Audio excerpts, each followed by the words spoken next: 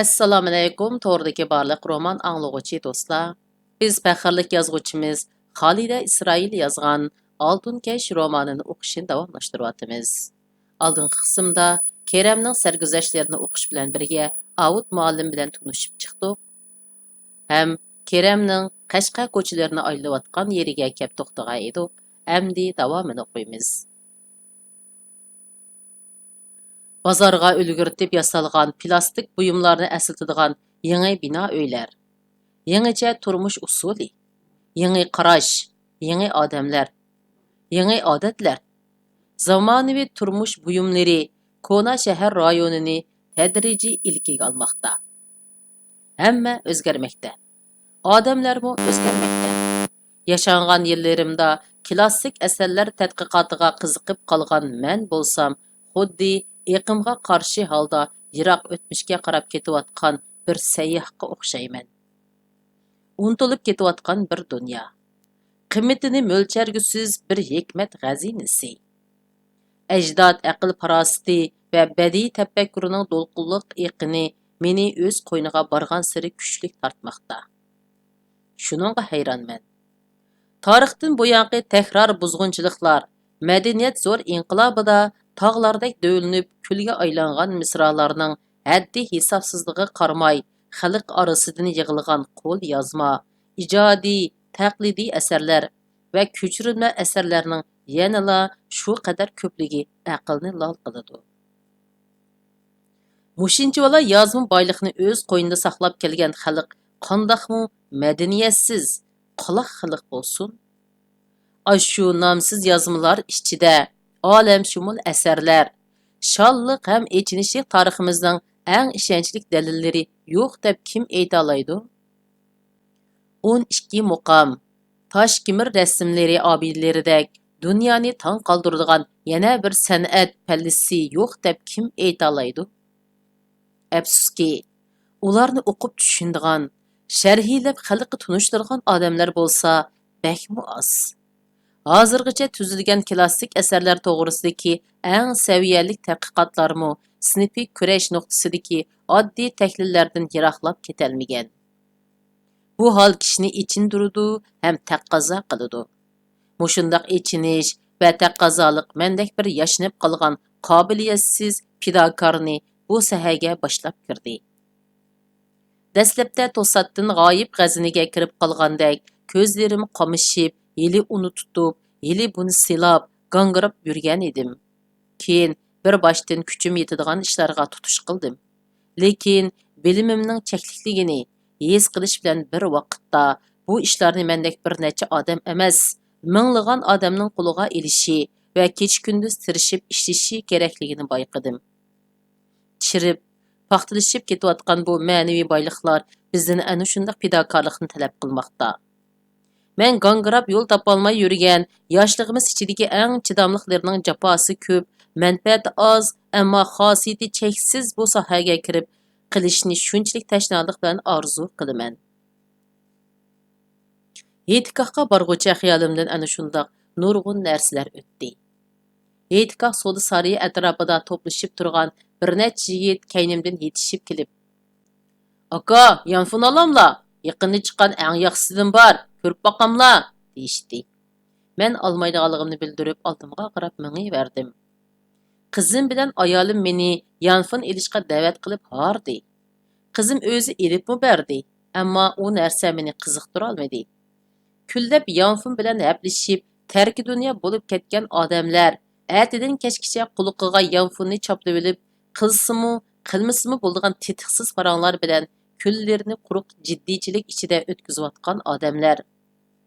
O'z erkinligini yo'qotib, g'oyib bir kuchning kontroliga tushib qolgan bechoralardek ko'rinadi.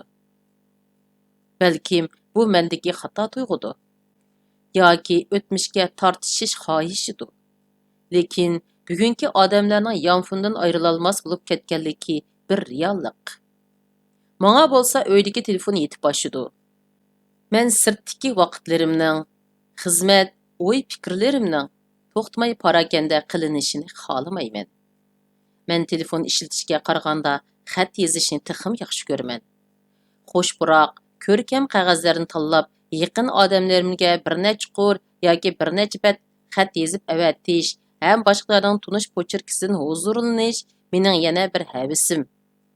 Qizim meni, "Dada, sen o'tgan asrdan kelgan odamga o'xshaysan", deydi. Shundoq, men o'tmishning odami. Mening borliqim, mijoz xarakterim, qiziqishim, rivoyat kabi kechirmishlarim, aslimalarim, o'y fikrim o'tmish kitobi. Yoki men o'tmish bilan bugun orasidagi bir izlanguvchiman. Shundoq. Bu men hayotimning oxirida tanlagan yo'l. Oldi tarafimda Kerem bog'ining ambulatoriya, kasalxona binolari, dal daraxtlari ko'zga tashlandi. Tuman daryosi bir eriq sudek royishliq ichida jimda oqatdi. Biz kichik vaqtlarimizda qiniga batmay, ikki qirg'iqidan yarim kilometrcha doirlik yalmab, yorliqlarni gumurib, o'ynaqlab oqadigan daryo shu edi. Umi menga o'xshash qerib qolgandek qiladi. O'ng tarafimga burilib, doktorxona ishkiga keldim. Ishik tüyüde o'rindiq qo'yib o'ltirgan amalliq qo'g'dug'uchilar somkamni ichib tekshirdi. O'roqli qachidagi tamoqni ko'rib, matilmoqchi bo'lgandek sal ishkilinib bo'ldi qildi bo'lg'ay, qachi bilan somkamni qaytirib berdi. Men qachini dasturxonga qayta o'rab, kasalxona binosiga qarab mangdim. Bino oldida yo'limga qarab turgan Mirahmatjon ittik oldimga kelib, meni binoga boshlab kirdi. Agar Mirahmatjon kasalxona eshigidan kiribla ittik dadisining yiniga bormagan bo'lsa, Avut muallimni bu qitim hargiz tunuyolmas ekanman. Mirahmatjonning meni ko'rsatib, bir narsani deyishi bilan karvatga cho'kib yotgan, o'ruqligidan iskeletga o'xshab qolgan, oppoq qoshlari ostida cho'nqur cho'kkan ko'zlarining xira yinib turishi bilanla hayotligi ifodalanib turgan Avut muallim sal midrab qopmoqchi bo'lgandek bir harakat qildi. "Muallim, bo'ldi midirlimisizlar? Mana men yonlariga boray", deb ittik bosh tarafiga o'tdim. Cho'kidek jonsiz, so'g'uq barmoqlarini ikki qo'llab bo'sh siqib ko'rishdim. Muallimning nursiz ko'zlari paqirab, kolpuklari sus titirdi. Mening operatsiyadan yangi chiqqan bilan obdan turibla, deganimga parvo qilmay, "Biz ko'rishmagili soq 25 yil bo'ldi. Men qerib, tugishib ketdim. Keremjon, yozgan kitoblaringni birini qoldirmay o'qidim. Sizli oxiri yana uzib chiqdilar", dedi. Uning gaplari xel uchuq bo'lsa-mu, bo'g'iq ovozi, hasirashlari odamning ko'nglini bir qisma qilib qo'yadi. Uning og'zini ochirmaslik uchun. Mirahmatjon cho'ng bo'lib harduqlarini chiqiribdi. Bugungi bolalarning yo'lini tepib ketmegi oson emas. O'zimi hushyor, o'tkir bola edi, dedim. Uning ko'zlarida masxirlik bir narsa chaqnab qoldi. Ammo undamadi. Avut muallimning ayoli, men uni qishi ustidagi yo'g'on bir tal mingiga qarab tunib oldim. Kasalxonaga kirib keldi. Men bilan ko'rishib bo'lib, "Qudilar langman ichibdikan. U adam yemaydi desam unumay, bu oshni yo'g'ab berdi. Ozroq yeb boqamla", deb qo'lidagi dasturxonni yashkilib turdi. "Bo'ldi, uni yashmisizlar. Men norin cho'p olg'ash keldim. Issiqqa keldim. Shuningdan bir piyola ichib olsin", deb kichik shiraga quyib qo'ygan dasturxonni oldim. Tomoq rostilla texi issiq ekan. Avut muallim bir piyola oshni gap qilmay ichivetdi. Muallimning ayoli uningga tomoqni yegizib etib, "Keremjon ukam, sizlar bizni tashlab etdilar. Lekin bu odam sizni doim eslab turdi. Bir necha qitim yo'qlab bormoqchimi bo'lgan. Lekin keyingi vaqtlarda kasal to'la xafa qilib holini qo'ymadi. Bu da oshqozon yorisi bo'lib operatsiya qildirdik. Doktor operatsiyani o'ngishli bo'ldi deydi. Bu odammu kundan kunga o'ngshilyotidi." Ayoli bu gaplarni qilayotganda Avut muallim gap qilmay jim yotdi. Ammo uning ko'zlaridan o'zining kesilini obdan biladiganligini, hayotdan umid uzib, og'riq azobidan uzul kesili qutuladigan oxirgi soatlarni kutib yotganligini his qildim. Bu bir kunlar kelganda hammamiz yuzlanadigan, tan bermay bo'lmaydigan rahimsiz reallik edi. Men garchi bu xil kasallarning saqayib ketganini anglamagan bo'lsammu, jimi mahoratim va tasavvurimni ishqa silib, kimlarningdir oshqozon kasalidan saqayib qolganligi to'g'risida hikoyalarni o'qib, ularga tasalli berishga urindim. Ayol bechora ko'zlarini mo'ldirlatib, bir umid bilan og'zimga qarab ketdi. Avut muallim bo'lsa, men so'zlayotganda xijil bo'lgandek beshini boshqa yoqqa burib oldi. Faqatla xo'shlashayotgan cheg'imda malla anglagudek qilib, bilib turibdiman, sanoqli kunlarim qoldi. Menmu hammaga rozi. Faqat sizga deydigan muhim gaplarim bor. Bu men uchun bek muhim. Bir necha kundan keyin ikkimiz ayrim paranglashsak, dedi. Men yana kelishga va'da berdim. Doktorxonadan chiqib ketib o'tib, uning yosh chog'larini eslashga tirishdim. Ayni chog'larda u yoshda bizdan ko'p farqlanmaydi. Zavoddan yangi chiqqan bo'yimdek paqirab turadi. Chiroyi oppoq, sochlari tum qora edi. Qora soknidan tikilgan kalta paltosi uningga bek yarashadi. Shu yillarda biz hammamiz uni do'rab kiyinishga tirishdik. Yillar naqadar rahimsiz-a? U ham yashnitidi, gullatidi, oxir berib, qeritib, chiritib, tuproqqa aylantirdi.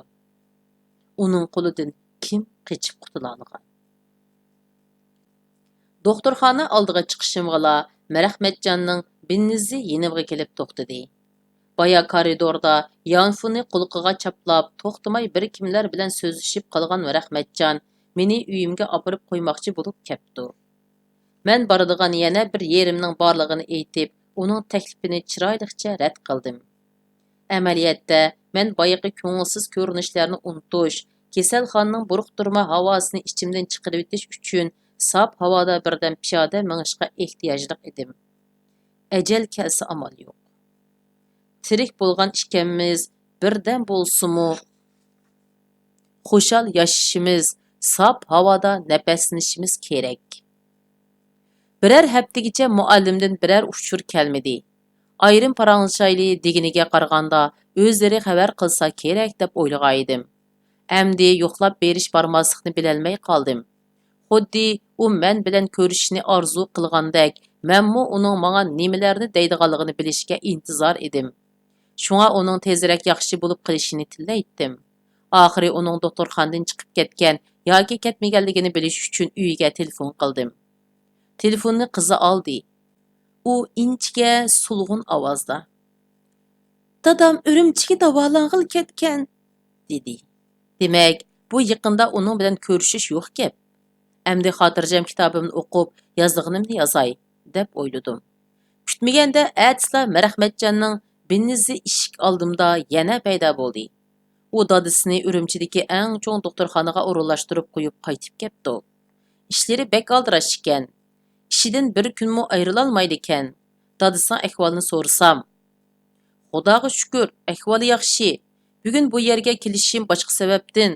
Bugun o'zlari boshliq bir necha yaqinimni o'zim ko'tara olgan bog'da bir kutib olay degan edim.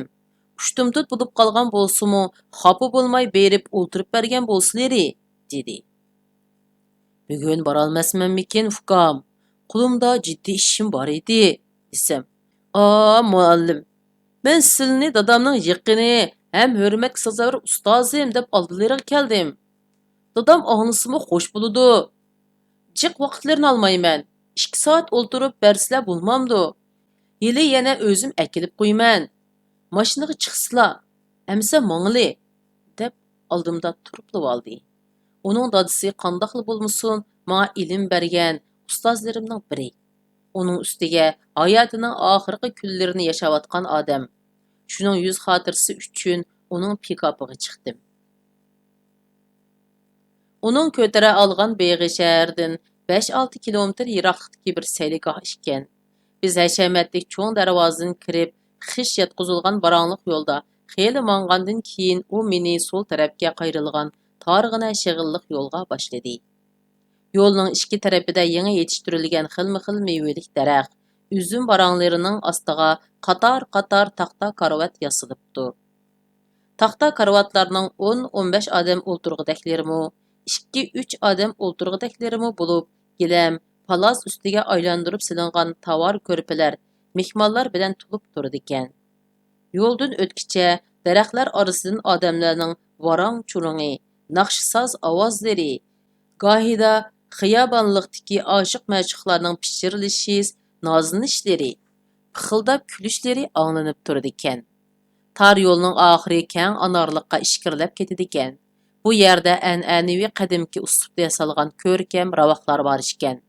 Mirahmatjon meni to'rt tarafdagi cho'ngroq bir ravoqqa boshladi. Ravoq yerdan ko'tarilib yasalgan, atrofi vodaklik bo'lib, vodak orasidan cho'g'dak echilib ketgan anor gullari. Mushtdek yoki yong'oqdek bo'lgan anorlar ko'zga tashlanib turadi. Ba'zilari ravoqning to'riga qo'yilgan naqshli karvatda, ba'zilari yumaloq shira atrofidagi ustallarda o'tirishgan mehmonlar bizni ko'rib o'rinlaridan turishdi. Mirahmatjon meni mehmonlarga: "Har qaysilarimi tunishdiganlar, Keramjon muallim, dаңliq shoir ham yozg'uchi, uning saltanat yillar, Sutuq Bug'roxon, Qamchigul deydigan romanlari bor", deb tunishtirg'ili turg'aydi oradan biri. "Sutuq Bug'roxon boshqa birisining edi-ku", deb g'udung'ishib qo'ydi. Qolganlar kulimsirab qarab turishdi. Meningmi tuzitish bergim kelmedi. Bilganlar uchun tuzitish berish hojatsiz. Bilmaganlar uchun texmi shundoq. Qaytadan joylashib o'tirdik.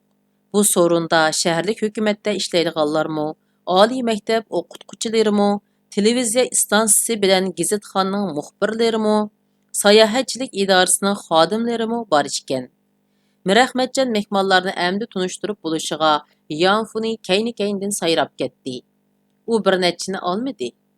Oxirgi birini ilibla, "Apla" deb peshonasiga birini urib, mehmonlardan jindek vaqt so'rab, oldirab chiqib ketdi. Mehmonlarning og'zidan uning bu sayligohni bog' egisi bilan sheriklashib boshqarayotganligini, ishlarining nihoyatda yurishib ketayotganligini angladim. Mirahmatjon qayta ko'rinmadi. Uning o'rniga bog' egisi keldi. U ikki mangzi qip-qizil, burutliq, illiq chiroy odam ekan. U texcha tomoq tortmagan yordamchilarini ayiblab, yenimizga, karvatga kelib o'ltirdi. Mulozimlar shira ustini to'ldirishga boshladi. Cho'ng istakonlarda meva sharbatlari ilib kelindi. Ularning ta'mi shunchalik sof tabiiy edi. Bog' egisining aytishicha, bu sinoq mahsulot ekan. Pat arada rasmiy ishlab chiqarilib bozorga silinadi ekan. Ularning nishoni bog'ni kengaytib, sayohatchilik, konserva ichimlik ham quruq yal yemish ishlab chiqarish, setish bir gavdalashtirilgan hassadorlik shirkati qurish ekan.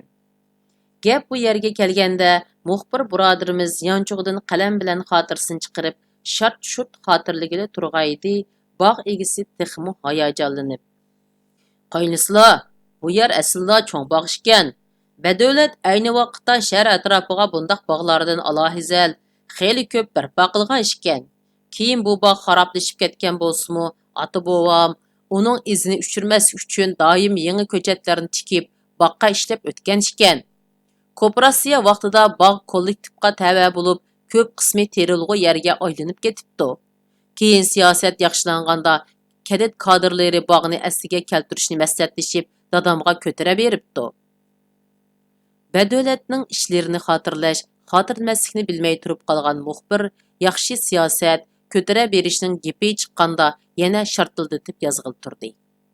Bog' egisi dadisi o'lib ketganda, bog'ning boshqalarning qo'liga tushib ketganligi, o'zining bog'ni qo'lga keltirish uchun kanit boshliqlarini qandoq mehmon qilganligi, yuqoridan tuvangacha necha odamga qanchalik pul xarjlaganligi, oxirida shahardagi cho'ng bir boshliqning kuyovg'ilni qo'lga keltirib, bog'qa qayta erishganligi va oxiri kuyovg'il sheriki bilan bo'lgan ziddiyat, talash tortishlarini so'zligida turdi. Bu yer temir yo'lga yaqin edi. Bog'van so'zlayotganda poyezdning guduk ovozi anglanib turdi.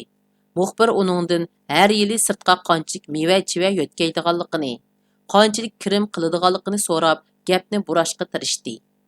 Ammo bog'van u gaplarni ancha xolamaydigandek qiladi. U to'xtamay bizni tamoqqa zo'rlaydi.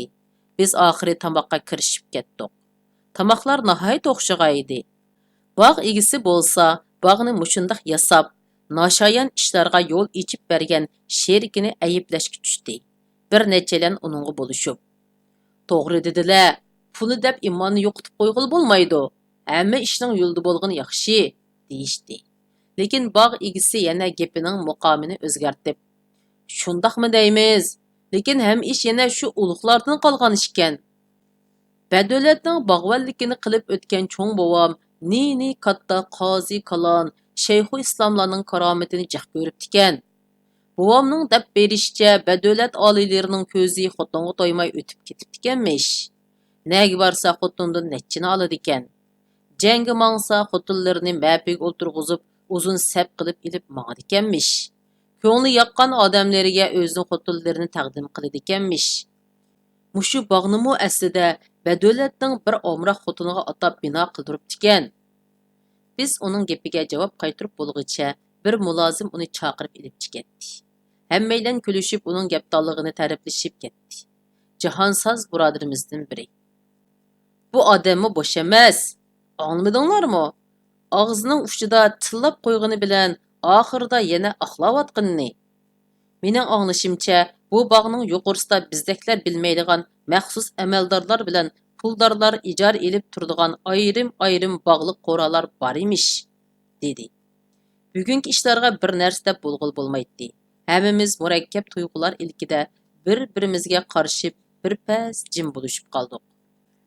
Xalq olamning oldida oftobdek ro'shan turgan ishlarga yana buni deyish ortiqcha ish edi. Degan bilanmi hech bir foydasi yo'q edi. Bugungi kunda g'ayri ishlar ko'pligidan odatga, modaga aylangan. Bu xil muhit shundoq bir turkum jahonsozni yetishtirganki, ularning ko'zi pul bilan manfaatdan boshqani ko'rmaydi. Qonun, adolat haqida so'z ichilsa, ular kulib tidiqib ketadi. Ular bema'nilik, zo'ravonlik, odamiylikni payxon qilishlardan manfaat chiqsala, hargiz bosh tortmaydi. Manfaat chiqmasa, qaynoq suv ishkash tomosha ko'rdi. Ular pul uchun ota-ona, och singillarni sotadi. Mumkin emas demsiz? Tamoman mumkin. Mumkin bo'lib qolmay, ularning yuragi chim qilibmi qo'ymaydi. Bir tal kirpikmi midirlab qo'ymaydi. Men bundaqlarni ko'p ko'rgan. Tamoqdan keyin bog' egisi bir satarchi yigit bilan naqshchi qizni bizning xizmatimizga avatibdi.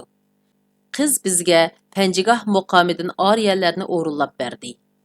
Güzel naqsh muzika bilan güzel misralardan. Qizning nazardan soqit qilg'usiz husni va mahoratidan. Shahona ravoq, jannatdek bir bog'ning sehri kuchidan hosil bo'lgan yuksak bir palla hammamizni bir pas san'atning, uzoq o'tmishning xiyoli dunyosida sayr qildirdi. Mana bularning hammasi pulning kuchi bilan amalga oshayotdi. Pul haqiqatan ko'p narsaga qodir. Ammo uning qo'lidan kelmaydigan ishlarmi bor edi. Sozchi bilan naqshchi chiqib ketgandan keyin televiziya stansiyasining muxbirlari bog'ni singa olg'ili mingishdi. Qolganlar ixtiyoriy paranglashib o'ltirdik. Buni deb gap yana bog' egisining ustiga o'tkeldi. Muxbir birodarimiz: bu odamlar Iroq ajdodidan tortib bog'bonchilik qilib kelgan ekan. Ularda bir udum saqlanib qolganmi qandoq? Ularning qo'li tekkan ko'chat tez oynib, meviga kirib, baraqsallashib ketadi. Ularning qadami tekkan yer boqqa aylandi, deydigan gap bor ekan. Ammo ularning urug' avlodi oynamaydi ekan. Ular ajdodidan tortib bir yoki ikki bola bilan jamiyatini saqlab kelgan ekan. Mushu bog'vonning ikki o'g'li bor. Birsi Ravrus dadasini tortgan, yana birsi sal golduguldo'roq. Xudoyim tangshab beradi. Bir tarafini ortiq bersa, yana bir tarafini kamlatib qo'yadi. Shundaq jahon bu. Shunga qadar ahvolroq o'tgan yetmaydi, dedi o'ltirganlardan biri. Mirahmatjon texcha kelmadi. Muxbir boshqalarga uning dadasining kesili ig'ir ekanligini uqtirdi. yana bireylen. Baya telefon qilg'ini dadisi emas, ayolidek qiladi. Bir ishdan xafa bo'lgandek vaqirabli ketdi. Qaraganda xonimiga hisobini o'tkazib bo'lolmayotgandikin, dedi. Hammaylar bir-biriga qarashib kulimsirashdi. Bir pasdan keyin bog' egisi bilan xo'shishib, boshqalardan yoshi cho'ngroq ikki birodar bilan darvoza oldida taksi saqlab turganimizda, kiyinishi, taq-turqidan bichorlik to'kilib turgan ayollar va qiyri odamlarning yo'lning ikki tarafida o'ltirib, mineral suv, pishiq tuxum, qittiq, tozalik qog'ozi, qo'l yog'liq degandek narsalarni sotayotganligini ko'rdik. Va har birimiz birardan narsa sotib oldik. Bugun bu bog'da Rahmatjon bilan billa bo'lolmagan bo'lsaqmi, nihoyat ko'ngillik o'ltirdik, ko'p ishni angladik, ko'rdik. Bugungi Rahmatjon menga Avut muallimning yosh vaqtlarini, Avut muallimning yosh vaqtlari menga Rahmatjonni eslatdi. Ayni yillardagi kelishgan qaddi-qomat, shon-shuhrat, amal vasvasasi va yana allaqanday g'ayriy niyatlarning yo'g'rilishidan hosil bo'lgan bir xil sehriy kuch bugun Rahmatjonning vujudida qayta zohir bo'lgandek edi. Avut muallimning g'ayriy niyatlari niqob ichida, yushurun holatda bo'lsa, bu narsar Rahmatjonning vujudida texmi kuchlik va oshkora ifodalanib, uningga texmi o'zgacha, sirli tus beg'ishlagan edi. Avut muallim yarim yo'lda yiqilib, og'iz burni qon bo'lgan ekan. Uning o'g'lichi, u qandoq bo'lar? Uyga qaytganimda ustal ustida turgan cho'ng bir konvertmi, ayolimning navralarim to'g'risidagi paranglarimi, qo'shnimizning o'g'lini o'ylaydiganligi to'g'risidagi xabarmi meni qiziqtira olmadi. Azaldan kunduzi uxlamaydigan odam bir piyola choy ichibla uxlab ketibdiman. Bog'ning sap havosida uzoq o'ltirganligimning karomati bo'lsa kerak. Shu uxlagancha kechda o'rnimdan turganda o'zimni yengil sezdim. Ruhim yuyungandek tinch, sap edi. Kechki choyni ichib bo'lib, ustaldagi konvertni ochdim. Bog'oqdagi xatlarni o'qigandan keyin birdilla o'rnimdan turib ketdim. Deriza bilan eshik oralig'ida bir necha qitim aylanib, deriza oldiga kelib to'xtadim. To'r pardining gullari deriza tubidagi daraxtning yeshilligi bilan qo'shilib hosil qilgan xira, imir-chimir ko'rinishlar har qachonqidek menda xiyoliy tuyg'u paydo qildi. Derizamdan ko'rinib turg'ini go'yo kun nuri o'tmas, quyuq ibtidoiy o'rmonlik edi. Bir chog'larda o'rmonlikdagi illiq bir ovida uchurum bo'lish oldida turgan bir tüp qush cho'jisi bor edi. Rahimsiz qo'llar ularning ovusini teri-parang qilib, tuxumlarini chiqib tashladi. Uzoq yillardan keyin u qushlarning hayot qolganlari, kona ovulari va qon qarindoshlarini seg'inib, har birisi bir tal yog'och tishlab berib, kona ovularining o'rniga yangi bir ovularini salmoqchi bo'ldi. Shu chaqda ashu qushlarning har birining ko'nglida nimalar bo'lishi mumkin? Agar ilgirki vaqtlarim bo'lganida bundaq alohida xabarni anglaganda yugurib sirtqa chiqib, doppamni osmonga atgan, xushalliqimni hamma odamga jakorlagan bo'latdim. Biroq bugun men xuddi nihoyat qimmatlik, bakmu shirin, ham bakmu ochiq bir narsani tushunmayotgandek uningdan asta bahramand bo'ldim. Ko'nglimdagi xushalliqning ichiga galni bo'g'adigan ochiq bir hasratmi aralashgan edi. Men turmada yoki turmadan chiqqandan keyin o'lib ketgan hamrohlarimni, uval qilinganlik, xo'rlanganlik sababidan o'lib olgan gunohsiz bir qizni, umrini mening dardimda o'tkazgan ota-onamni unuta olmaydim. Ko'z yoshlarim yuragimga taramlab oqdi. Yuragimga yig'ilgan sho'rliq yoshlarni yana bir kuchab yutib etdim. Men oxiri hammani ichimga yutib etishni o'rganib olgan edim. Bog'oq ichidagi bir varaq oq qog'ozga bir haftalik o'rlashtirish tafsili yozilibdi. Qizil bino oldida yig'ilish, sinalg'u suratlarga tushish, ayni yillardagi sinflarimizga kirib suhbatlashish, hayot ustozlarni, do'stlarni, kasallarni va vafot bo'lib ketganlarning oilasini yo'qlash, Urumchi va G'uljidagi sayli sayohat, ziyoratlar. Nima degan atrofliq o'rinlashtirish? Agar boshqurg'uvchilarning o'rinda men bo'lganimda, menmu shundoq o'rinlashtirgan bo'lardim. Bo'libmi, kasallarni, marhumlarni yo'qlashni unutib qolmaydim. Bizning o sinfimizda ajoyib o'tkir fikrlik, yuraklik ham qobiliyatli bolalar bor edi. Ularning to'lisi o'qish bitkizadigan ashu yili yoki madaniyat zo'r inqilobi yillarida nobud bo'lib ketdi. Keyingi yillarda hayot qolganlarining turmalardan qo'yib berilganligi, chet yez qishloqlardan qaytib kelganligi, yana bir nechasining chet ellarda o'ltiraqlashib qolganligini anglagan edik. Aşılarning hammasi bilan didorlasha olgan bo'lsak, qandoq yaxshi bo'ladi, ha? Bugun kecha uyqu meni tark etgaydi. Qorong'ulikqa tikilgan ko'zlarimda eng inchka sezimlarim, aslimlarim, o'y fikrlarim yo'g'rilib ketgan edi. Ular tavrinib, do'lqilinadi, do'lishatdi yoki parchalanib, chechilib ketadi. Uchqunlardek nur chachirtib, meng'amning qorong'u bir bulunglarini yo'ritatdi-da, uchatdi, yana nurlanadi. Shundoq qilib bu qitimliq kitob o'qishimiz, shundoq qilib bu qitimliq roman o'qishimiz mushargich bo'ldi. Kelar qitim ko'rishaylik, xayr xo'sh, Allohga omonat.